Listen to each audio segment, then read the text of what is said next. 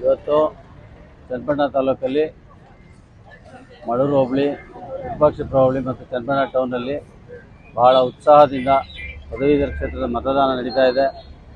ರಾಮೋಜಿಗೌಡರು ಪರ ಅಲೆ ಇದೆ. ಭಾಳ ಚೆನ್ನಾಗಿ ಉತ್ಸಾಹದಿಂದ ಬಂದು ಮತದಾನ ಮಾಡ್ತಾ ಇದ್ದಾರೆ. ರಾಮೋಜಿಗೌಡರು ಖಂಡಿತ ಈ ಬಾರಿ ಗೆದ್ದೇ ಗೆಲ್ತಾರೆ. ಅವರ ಪರವಾದ ಒಂದು ಅಲೆ ಚನ್ನಪಟ್ಟಣದಲ್ಲಿ ಚೆನ್ನಾಗಿದೆ.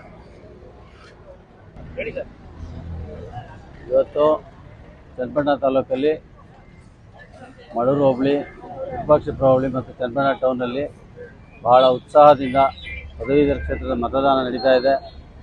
ರಾಮೋಜಿಗೌಡರು ಪರ ಅಲೆ ಇದೆ.